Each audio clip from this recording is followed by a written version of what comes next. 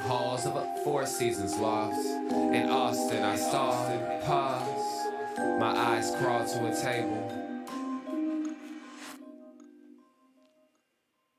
Paralyzed by pairwise dice, then attend to this heaven slice of an angel wrapped in skin. Throw dice and woes of life. Love deprived, look at her vibe. What's the meaning of life? One subjective paradise. Crystal chandeliers, motives reflected. Often mirrors appear, clear, grinning from ear to ear. Craving and raving the grain, rekindle the flame. Closer she draws near. Stay there, remove your underwear, shove it somewhere over there. In paradise, in paradise. We know our purpose. In paradise, in paradise. We know what our worth is. In paradise, in paradise. We manifest dreams. In paradise, in paradise.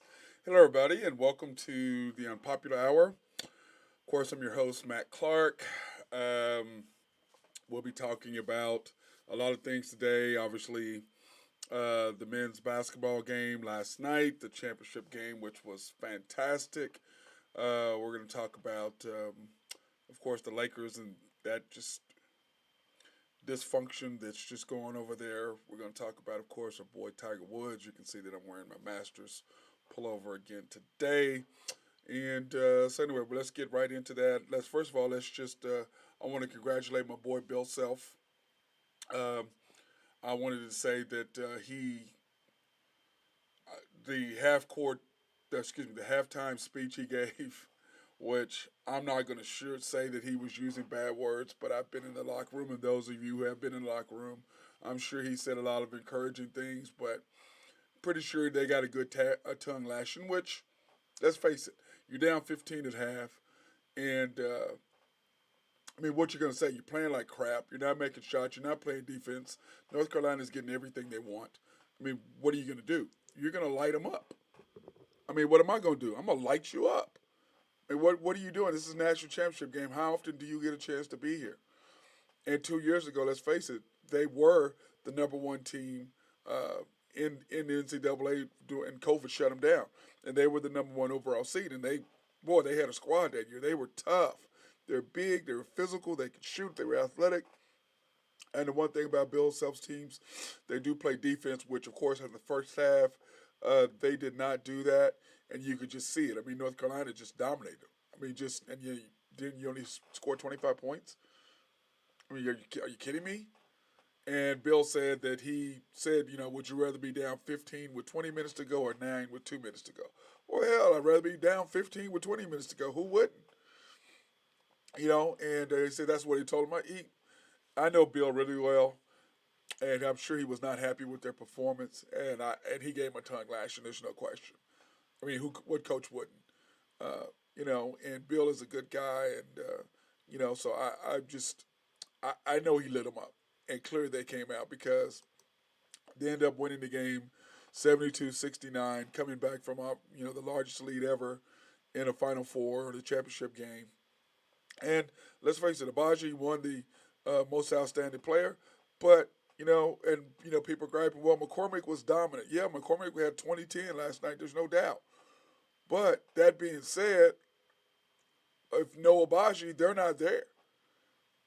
And I think Bill, being the smart coach that he is, what did he do? He made adjustments. They went at North Carolina. They played defense. They've got turnovers, and I've talked about this multiple times on this show, the Unpopular Hour, and then also on After the Storm, my OKC Thunder post game analysis live stream. I've talked about both of them. When a team starts rolling and they start getting after you, that's huge. I don't care who you are. Once a team gets on a roll and they get that momentum rolling, then guess what happens? They start making shots. But it all starts on the defensive end. I've said that many, many, many, many times. As your defense goes, so goes your offense. You get some turnovers, all of a sudden, you get a little life. You're making shots. You're making shots you normally probably wouldn't make, shots you did not make in the first half, and it makes all the difference in the world. But did Abaji deserve the most outstanding player for the tournament? Yes, he did. Was McCormick the reason why they won last night? Yes, he was. Now, on the other side of that, you look at North Carolina, down 15, what happened? I mean, surely Hubert Davis told them they were going to come, Kansas was going to come after him and go full court pressure. Surely he told them that. But you remember, these are kids. And it happens. And, I don't care who you are. If you played before, the pressure comes. It's tough sometimes. Some people handle it better than others. But if you get a couple turnovers, all of a sudden you're like, oh boy, here he comes. I've seen this play before. And we've all been there. We've all been in that deal where we had a lead. All of a sudden we get a couple turnovers. The team starts rolling. They start knocking down shots. And we're like, oh, hell, here we go. The dogfight is on. Now, people question a couple things about Hubert Davis. One, did he call the timeout? Should he have called an earlier timeout when he felt that run? Or should he have waited for the TV timeout, which is what he did? And I think the timeouts are a premium, and he knew that. If I give up a timeout now, if I do a timeout now, then that's going to be one less timeout I'm going to need at the end of the game. So maybe it was calculated on his part. I'm 50-50 one way or another. His team should have handled the pressure. Davis and Love should have been able to handle that pressure, but they did not. They turned the ball over. Kansas got into a run. All of a sudden, they're in for a dogfight. And you look at Caleb Love, he came out, and what was he? He missed 13 shots second half, whatever, and everybody's on it. Why? That's what he did all year. Why are you going to say stop shooting now? Oh, he's taking back. That's what he did all year. Now for Caleb Love, UNC is not in the national title game. So you can't blame the kid and go, oh, well, you're supposed to stop shooting, or, oh, well, this and that. No, he did what he did all year. He's a shooter. Shooters shoot. Now, did he think he was going to shoot himself out of it? Of course he did. He has supreme confidence in himself. You're not a shooter if you don't have supreme confidence. And let's talk about the big boy. Bacot. Fitting. He was a beast, as we said. And Drew Henthorn, my boy Drew Henthorn from HuskerDrewPicks.com, we talked about this yesterday. The keys for them were how well Leaky Black was going to do on Abaji, if Caleb Love was going to be able to do his thing, and how healthy and how dominant could Bacot be, because him and McCormick, those are two of the best big men in college basketball. It was going to be a battle, and let's face it, had Bacot not been hurt, would Kansas have come back? We don't know. Possibly. But he did get hurt, and Kansas did come back. Kansas did make a run. And then when he went out, what did Bill Self do, being the smart coach he is? They went right inside and attacked Brady Manning. Because Brady can't guard him. There's nothing against Brady. Brady played a good game last night. He really played good. But Brady can't defend. And I've talked about that many times. Brady is a very good shooter, can't put the ball on the floor, and he can't defend his size where he's got to play. He's at that bad height. When you're at that height, you got to guard a Kevin Durant, or you got to guard guys like that. You can't. He's in no man's land, and I feel bad for him, but he's just at a bad height. But can he shoot? Yes. Can he defend? No. Is he a very good player? Yes. And you could see that last night. They went right at him at the end of the game, which is what Duke was doing.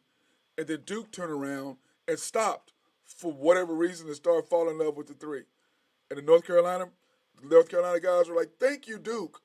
Thank you, Coach K, for going away from what had been working.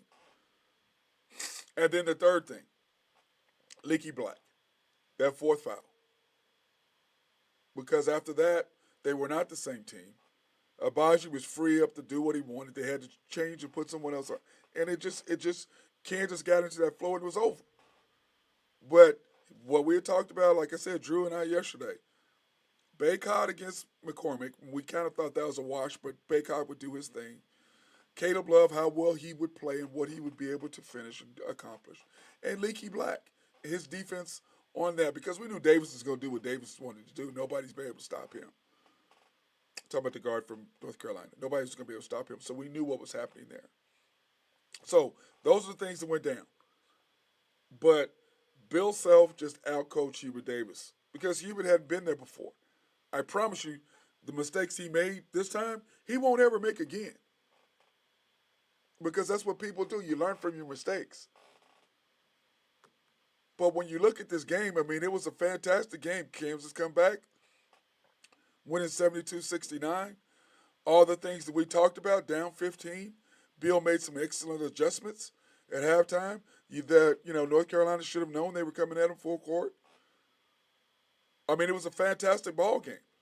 And I want to say that I'm proud of Bill, and I've known him, like I said, forever, and I do believe Bill Sr. was there watching over him.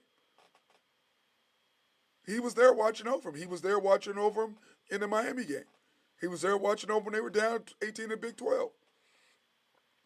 I think it makes all the difference. His dad was a wonderful man. His mom, Margaret, is fantastic. His sister, Shelly, and his whole family, everybody. Love them all. But I believe the big man was watching over his son, saying, congratulations, son, I'm proud of you. You got number 2.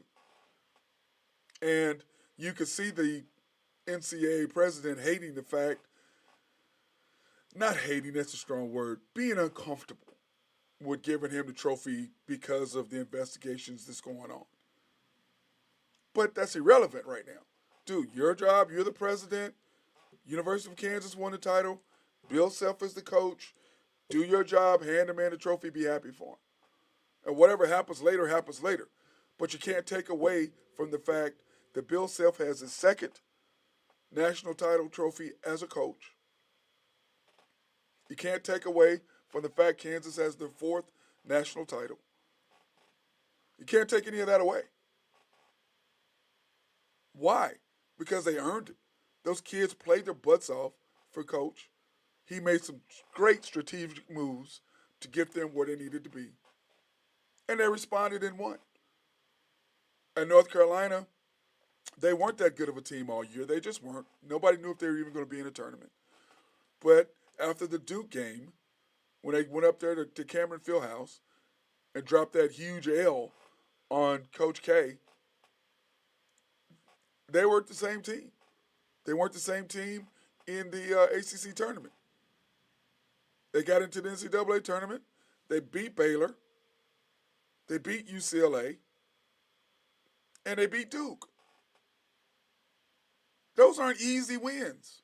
You beat the defending national champions convincingly, even though we all thought that Baylor had they were the weakest number 1 seed. I felt like Baylor was the weakest number 1 seed. Gonzaga was the 2nd weakest seed, and 3rd weakest seed was Arizona. And I had not one of them going to the Final Four. Not one. My Final Four was Duke, Kentucky, which of course they didn't get there, it was UNC, Villanova, and Kansas. Those were my 4. Because I looked at the number 1 seeds on the other side, I go, the only number 1 that's got a chance to do this is Kansas and Kentucky. Excuse me, Kansas was the only one. I didn't think any of the other ones because I thought Kentucky would beat Baylor or Baylor would get beat and Kentucky would beat them and they'd be the number 2 seed in there along with Duke. So let's not take anything away from North Carolina. They played fantastic all year, but at the end of the game, end of the day, did they run out of gas? Maybe. Possibly. But what a game it was. And I want to take my hat off to Hubert and to the University of North Carolina Tar Heels for an outstanding game. You cannot hold your head down because I know that there's just one winner. Everybody else is the same. Whether you finish 2nd or 100, you didn't win. I'm not one of these people that, take this, oh, yeah, look at this, No, we didn't win. The object is to win. And if you ain't in this thing to win it, then why are you doing it? There's winning and everything else. Everybody else. There's the winners and everybody else. Y'all all together. You didn't win. That's how I felt. I've been runner-up. I was undefeated in high school. We lost our last game of the year. I still have not seen the medal, my runner-up medal. I threw it to my mom in the stands. I still have never seen it. I have no idea where it's at. Did not want it. I'm not a second place guy. I want to win, or that's it. But North Carolina, don't hold your head down. I know it's hard because been there. It's extremely hard to do to keep your head up. But hey, you guys, nobody expected you to be there. Like I said, you went Baylor, UCLA, Duke, back to back to back. Got to the national championship game, and for a half, your guys were fantastic. But Bill Self made the adjustment, and you guys couldn't handle the pressure, which, like I said, happens to everyone. We all know what happens. Doesn't matter if it's the NBA or whatever. And we'll talk about the Lakers and how many leads they've blown, up 20, and lose. A little harder to do in college basketball because it's a 35-second clock, not a 24, but the result is the same. You feel the other team coming. You get tight. The other team is loose. The other team is flying up and down the court. Look at the Thunder the other night beating the Suns. So it happens. And the the Thunder have a big game tonight against Portland, and we'll talk about that probably later, maybe later. But I want to take my hat off to Bill Self. Congratulations, my brother, on your second national title. I'm proud of you. And give your mom, Margaret, a kiss. Give your family a kiss. I'm proud of you, and I hope continued success. Now let's go off to the world of golf, since I'm talking about this right here. Of course, we know that this is the week of the Masters. Tiger Woods gave his press conference this morning talking about that he would, as of right now, he's going to play. As if people thought he wouldn't. As of now, he is going to play. And when you look at this picture of him, his arms, you look like he's just slimmed down. He's not as bulky and beefed up as he once was. Later, or in the 2019 or whatever, he's way bigger than he was. Than he is now. Way bigger. And you just look at his arms, you look at his focus, you look at him. He looks good. He's still hobbling around a little bit as he should. It's only been 14 months, 15 months. So, yeah, he should be hurting a little bit. Thank God that he's still alive. But all I want to talk about is the fact of what he's done, what he's accomplished, his will, unlike very few people are like that. He's old school. They don't have new kids like this. That's an old school mentality back in the day where guys are like, look, this is what I want to do. I want to get this done. Michael Jordan in the finals against Utah. That's what it is. That's why they're the GOATs. They get jobs done when they're sick and they're hurting and whatever. That separates them. I believe that there's three GOATs. There's Muhammad, there's Michael, and there's Tiger. And people try to throw Brady in there, so I can't throw him in there. Can't throw him in there. You played in a soft era. You did not play when it was tough. They can't touch you. And the only reason why you're playing as long as you are is because you're playing in an era where they can't touch you. Can't take it away from you. 7 rings. That's fantastic. But you're playing in an era where they can't touch you. So I can't throw you in there. Sorry. I do those 3. That's it. That's where the buck stops, right there with those 3.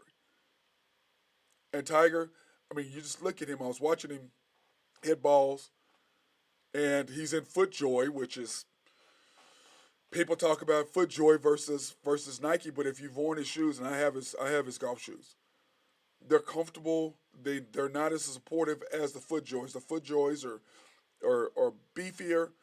They have more of that solid bottom in them. That's why I didn't really like them, because they were just too firm for me. But given that he has a plate and screws in his leg, he probably needs that stability, and he said he did. But when he asked the question on whether he was going to play or not, he said, as of now, yes, I am. And he's going to play another 9 holes today. They'll have the Champions Dinner tonight. And then tomorrow is the par 3, which I don't know what he's going to do with that. But he did say last week when he came up there for the 18 holes that he and Charlie played 27 because Charlie, of course, his son, wanted to play the par 3. So they did do that along with his boy Justin, Justin Thomas, which he calls his little brother, and Charlie's older brother. You can see them Charlie and Justin just going at it. and it's fun when you see that. But on the serious side of it, the fact that Tiger could do that, he could walk up and down. And let's face it, you see him noticeably limping just a little bit, and I'm sure he's just got to figure out his gait. But as far as him hitting the ball, when you get the PNC, he didn't look like anything. He looked like he was striking the ball fine. But like you said, it's not my ball striking. It's the ability to walk up and down hills. Can his legs sustain it? Now, Drew and I talked about this yesterday. Drew Henthorn for HuskerDrewPicks.com. We talked about this yesterday. What is it going to be his tee times? Is he going to play in the morning and then afternoon? Or is he going to go in the afternoon on Thursday and then Friday morning?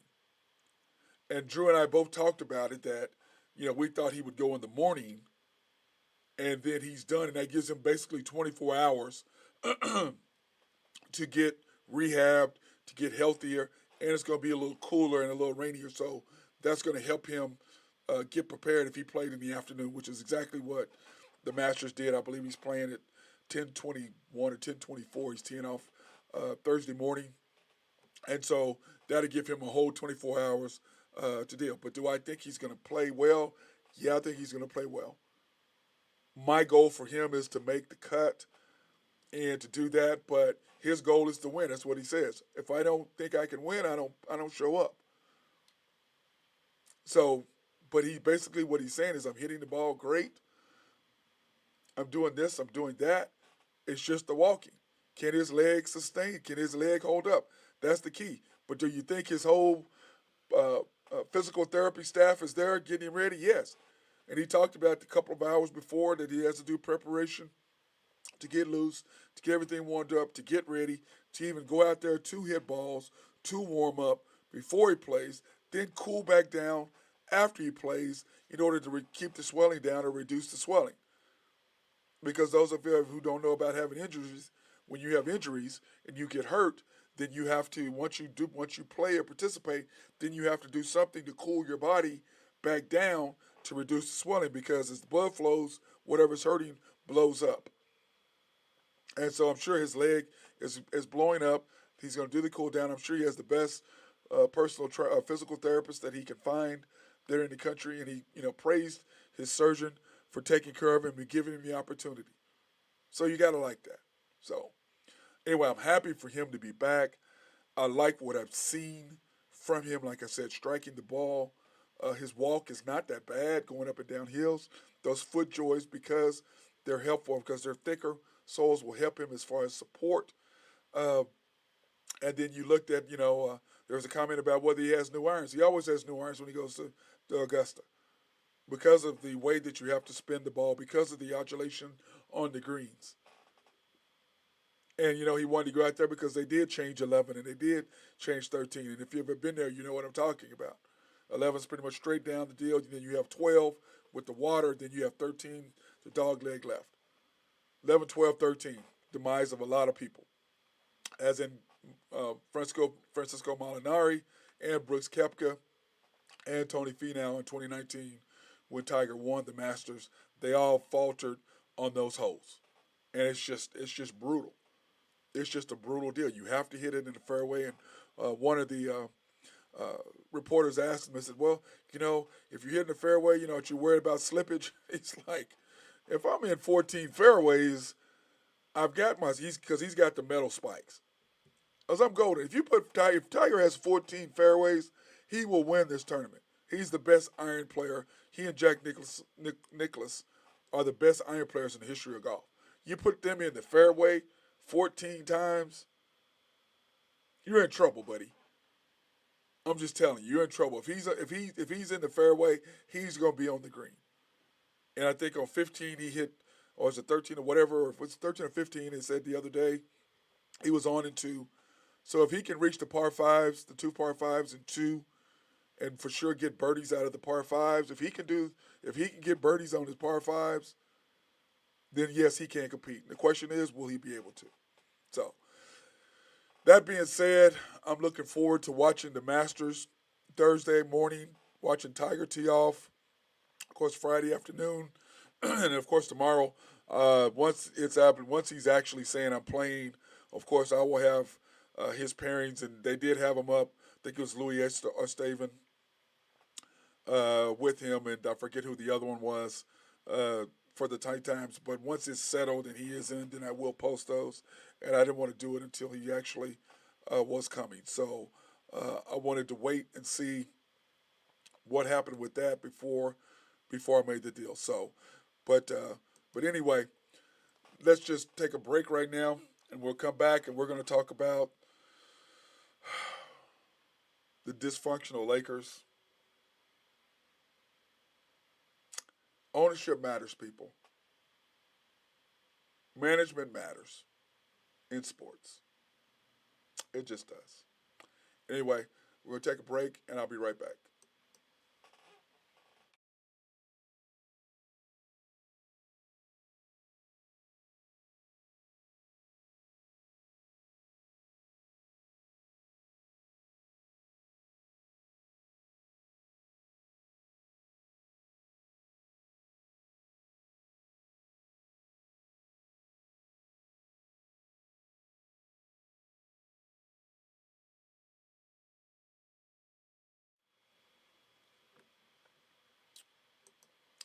Hello, everybody, and welcome back to the Unpopular Hour. Of course, I'm your host, Matt Clark.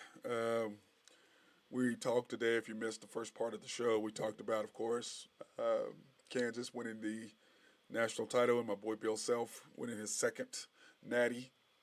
Excited for him, excited for the Jayhawk program, and Calvin Thompson, yes. Okay, there you go. Give me your shout out, bro. Uh, I played against Calvin. Of course, he played at KU with Carl Henry. So, anyway, I'm giving you a little shout out there, bro. Congratulations to your boys in Jayhawk Nation for your second national championship from Bill, fourth overall for Jayhawk Nation, but Bill second, and well deserved. But anyway, let's get on into my Lakers. Magic came out there yesterday, I believe it was, and was talking about excuse me, airing the Lakers' dirty laundry, which I had a little bit of issue with. You know, you keep that stuff in house. I wasn't overly excited about him doing that. I wasn't excited about him doing that, but he felt like, excuse me, he needed to. Man, I'm sorry. It's just a dumpster fire.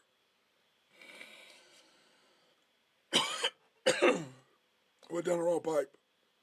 There's a dumpster fire there. But it starts with the ownership. Jeannie Buss, you have Kurt Rambis, Rob Palinka. You three are in charge. Now, does LeBron take responsibility? He should. He's tried to fade out of it.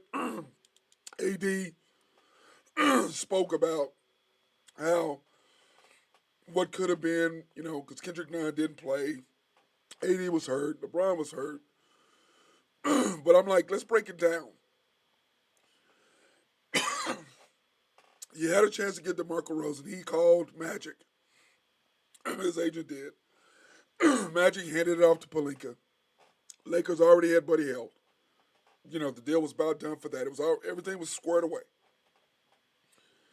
Adding DeMarco Rosen to that, you still kept Caruso and KCP. That Laker team would have been really good, because you got defenders, you got guys who are not upset about the roles, and you'd have been fine. But LeBron wanted, supposedly I heard that he didn't want Russell at first, but he wanted somebody else, which I don't believe. They said they couldn't get it done, which I don't think that's the issue. I think they looked at it and they thought, okay, AD and I need to take a break. Russell is very good at going one-on-one and finishing and doing everything, which we see when LeBron and AD are on the floor. Russell is scoring back his points, but he's still inefficient. And he's never been efficient. The question is, how did Kevin Durant put up with it for 9 years? And he put up with it for long as he had. But like I told everybody, KD left because the Thunder chose Russell Westbrook over him, which makes zero sense at all. Other than because Russell, people don't realize he wasn't that great coming out of UCLA, but our GM loved him, saw him as a project, saw him what he could be, saw something in him, brought him in, coddled him, let him do whatever, and you had arguably one of the best, greatest players in the history of the NBA on your team already that you had drafted. And instead of that being your deal, you chose Russell over him. And I've talked about this before. I remember when it happened. I remember that moment when Russell walked. I was right behind the bench. He almost hit Maurice Cheeks in the face. He walks out on the team. We're up 20. He comes back, or they send Maurice because all of a sudden we were winning. All of a sudden we weren't. We were up like 8 or 7 or 8, whatever. They send him back to the locker room to get Russell. Russell comes out of the locker room. We win by 20. And the rest of Kevin Durant and we're looking at him like, are you kidding me? Now, what should have happened, he should have got fined for walking out on his teammates. You don't leave the floor. You don't walk out on your teammates. He should have been fined right there. Then he should have been fined for the next game not to play, took money out of his pocket, but instead you created a monster. And the people behind the scenes, you know exactly what I'm talking about. All you people out front didn't see that? Great, whatever. You blame, you take care of him, whatever. That happened. And you look at the Lakers. LeBron wanted him, got him, and he realized this is not going to work. But instead of LeBron taking credit for it and saying, yeah, I forced the Lakers' hand, which is exactly what he did, but because the Lakers aren't Pat Riley and they aren't run like that or San Antonio, LeBron could get away with it. He bullied Rob Pelinka. He bullied Kurt Rambis, and he bullied Jenny Buss. Now, granted, we just won a title in the bubble, but that doesn't really count for Laker Nation because nobody got to see the games. But will we take it? Yes, we're going to take 17. We're going to take that title. But once again, nobody saw it. Nobody were able to go to games. So did it happen? Yes, kind of. Yeah, it did. We'll take it. But on the other side of that, LeBron's got to take responsibility for that. But who's in charge of the Lakers? Is it Jenny Buss? Is it Pelinka? Or is it Randall? Who's in charge? Somebody's got to take charge. Now they are. They're saying, no, we're not going to trade Westbrook. We're not going to. Well, too late now. You've wasted a year. And Anthony Davis, yeah, that's great. Y'all were hurt. But, bro, what do you do to get yourself more prepared? Do you go work out? Do you spend all this money on your body? The reason why LeBron's played so long, because he takes care of his body. He works out. He has a trainer. He does all these things to help keep him in shape. But since he's gotten to the Lakers, he's been hurt. And everybody talks about how great he was in the East. And I've said all along, bro, you're in the East. Ain't nothing. Come to the West and go to 9 straight finals or 8 straight or whatever he did. Come over here and do that. You in the East, ain't nothing over there. Come over here. And since he's been to the West, he's 2 for 4 for playoffs. Because the Lakers aren't going to get it.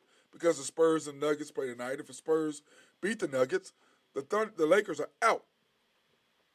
And the Lakers have the Suns tonight. And the Suns, remember, just lost 2 in a row. And we could talk about that.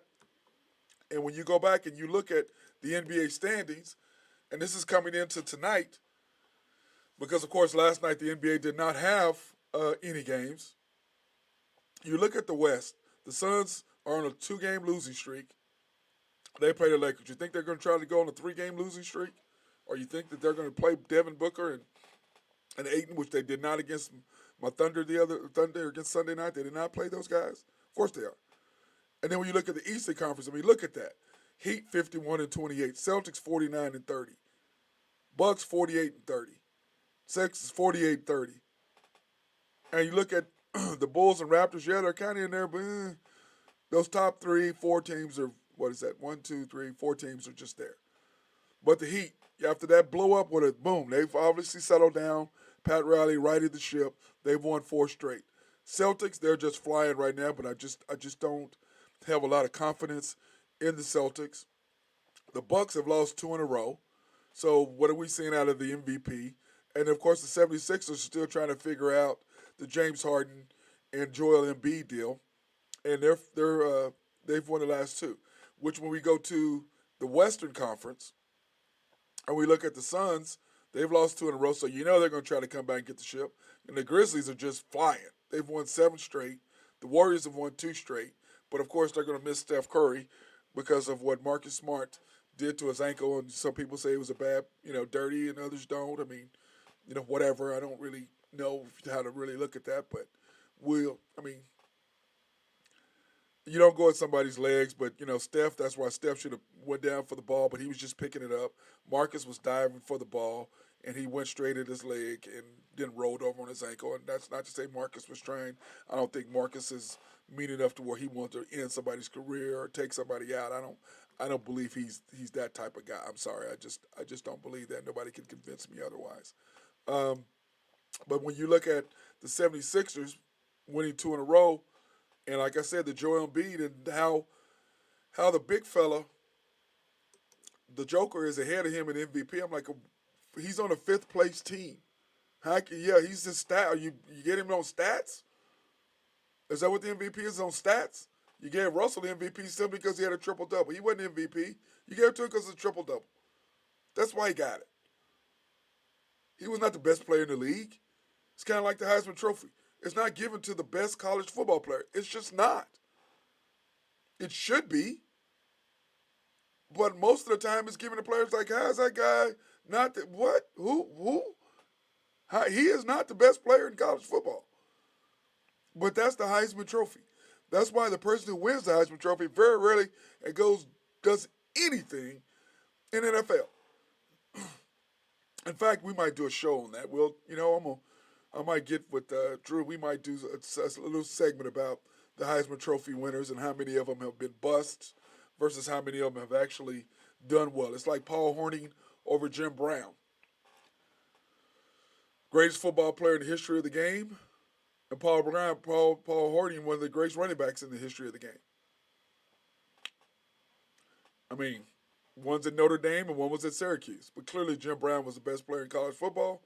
But I believe Paul Hornung is still the only Heisman Trophy winner to win the Heisman on a losing team. So politics is politics, but of course that was back in the day when racism mattered. Now, like it does now, whatever, still does a little bit. But when I go back to my Lakers and circle back around, Jenny Buss, you've got to make a decision on who's in charge. Either you are or somebody else is. I understand it's LeBron, but every place LeBron goes and he leaves, it's a dumpster fire once he's gone. Every single time. But teams have rebounded, but you don't have a pick until 2027, which is not necessarily bad because you are the Lakers and you can sign free agents. But the Russell Westbrook deal is not working. It's just not working. We all know that. And if you bring it back again, the only advantage the Lakers have is bringing it back again is if AD stays healthy, LeBron stays healthy, at least you'll be in the playoffs. But as we talked about in the Kansas game and UNC, the Lakers have blown how many 20-point leads? You've got to beat the Pelicans. You're up 24. You're up 7 with 3 minutes to go, and you can't get it done? You've lost to the Thunder a couple times, or lost to the Thunder up 27, 28, whatever it was, came back and lost? How many games have you given up this year where you had big leads? Why? Carmelo Anthony can't guard anybody. They go right at him. He can't guard. He can't defend. He's not the shooter he once was. He's not the defender he once was. He's not the player he once was. Clearly Russell's not. Yeah, Kendrick Dunn was hurt all year, but then you got Austin Reeves, you got these other guys. I mean, like Austin, he's not even playing anymore. Why? Well, you hit the rookie wall. No, he couldn't play. And teams started taking advantage of him. That's what happened. You can sugarcoat it all you want. Teams know when somebody can't defend, and they will attack you. If they're good and they're smart and they want to win, they're going to attack your weakest link. Like Carmelo, he's on the floor, they attack him every time. Kansas attacked Brady Manick at the end of the game. Bill Self's like, let's go attack this guy. That's what they did. But, of course, Bill knew who Brady was because Brady was at OU. before he transferred or through the portal to North Carolina. So Bill knows all about Brady Manning. What did he do? As soon as he got it, boom. As soon as Makai went out, boom. Makai, boom. Tagged him immediately. It's what you do. Guys can't play. You can't defend. You can't defend. Gonzaga players can't defend. Timmy, all these guys, fall in love with them all you want to. They don't play in the league because they can't play. They can't defend. Gonzaga is a great program for college, but they do not play, get guys ready for the league. Guys can't play. They're in the league all over the place. They're in there to get their first contract because people fall in love with them, and guess what they realize? Guys can't play, boom, they're out the league. Can't play. Oh, but I went to the league. You didn't play? Really? But my Lakers, you guys got to decide who's in charge. Make deal and learn to tell LeBron no. Now, you did tell him no this last time. No, you're keeping Russell. We're not giving up our 2027 pick. Not doing it, which I don't blame him. And you're not going to get anything for Russell because everybody knows you want to get rid of him. So do you keep him around and you get rid of that $48 million after next year, give you tons of cap space? Now, my boy Drew wants to get rid of LeBron, and I'm on the fence on that right now. I'm on the fence with that right now. But I think you bring LeBron and AD back, and you try to get AD to get. Dude, don't whine about injuries. Get your butt in shape. Get your trainer. And work on your body, man. Work on your body. Get yourself healthy. It's what you got to do because you're gonna twist ankles and you're gonna do this, but there's tons of ways to strengthen your ankles and do stuff. Work on your body. You can do it. Let's go. Anyway, that's enough of my ranting. Once again, congratulations to my boy Bill Self and his Kansas Jayhawks and Jayhawk Nation for winning the national title. Also to the South Carolina Gamecocks winning the women's national title on Sunday night. And anyway, I love both of those games. I got to watch them both. And I think the best team won in both of those outings. In men's and women's, I think the best teams won. And, of course, both of them were number one seeds. And I think the number one seed matters. I do believe that. So, anyway, I want to thank everybody for watching this edition of the Unpopular Hour. Once again, I'm your host, Matt Clark. Everybody be safe out there. Peace out.